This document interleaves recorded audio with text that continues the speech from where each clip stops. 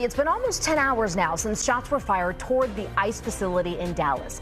We know dozens of Dallas police cars descended right onto that facility. The acting director of ICE confirming to CBS News the identity of the shooter as Joshua Yon. We know one detainee was shot and killed. We know two others were injured. Yon tonight is dead. The ICE facility, just for perspective, is on I-35E northwest of downtown Dallas, not far from Dallas Love Field. That investigation, though, has now led law enforcement to a nearby building. They believe Yon may have been on top of that building when he opened fire.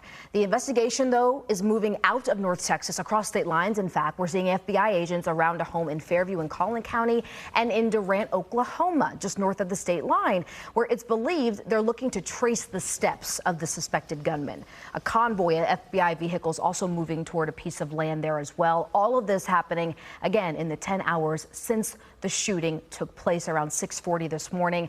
Thank you so much for staying with us and joining us here at 4:30. I'm Nicole Baker. Ken Molestina live from the ICE field office in Dallas. Ken, I know you've been there all morning. Can you just bring us up to speed? This has been such a active and fluid day here. Yeah, and you mentioned we are now somewhere within that 9 to 10 hour window following the very start of this incident. Of course, all of this started just before 7 o'clock. I can tell you that this is still a very, very active scene right now. We've been able to move up a little closer directly in front of the doors to this ICE field office, but I can tell you that all of it is still shut down. This has become a massive crime scene now, and investigators right now are combing through it, going through all of the evidence that they come across here at the site, at the scene of this. I want to go ahead and set this up for you from the very beginning and sort of bring you up to speed of how we got to this point. So again, dozens of Dallas police cars earlier today, we saw them. They're swarming the scene just before 7 o'clock this morning. It was about 6:40, 6:45 or so. We understand that 3 detainees were shot. One of those detainees is dead. 2 of them listed in critical condition as of the last update from federal officials.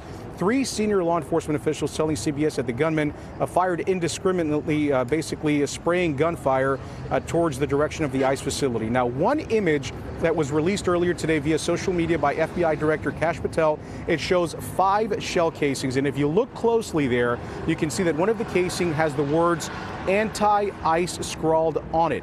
Another image shows what appears to be 2 bullet holes in the frame of a U.S. flag, presumed to be inside of this ICE facility. We understand that maybe some of those rounds that were shot and fired made it inside the building. And another image that was posted by the Assistant Secretary for Homeland Security shows a bullet hole in a window, again, presumed to be at this ICE facility earlier this morning. ICE, Homeland Security, and federal authorities pleading everyone right now to tone down the rhetoric. Have a listen to what they had to say. This is the second time I've had to stand in front of you and talk about a shooter at one of my facilities. And I think that the takeaway from all of this is that the rhetoric has to stop. Well, Johnson, who you heard there, was referring to the 2 shootings now in our area that have been directed at ICE facilities. That first one, of course, happened back in early July in Alvarado at the Prairie Land Detention Facility out in Johnson County. That was on July 4th. We know that there was an Alvarado police officer who was also shot during that incident. So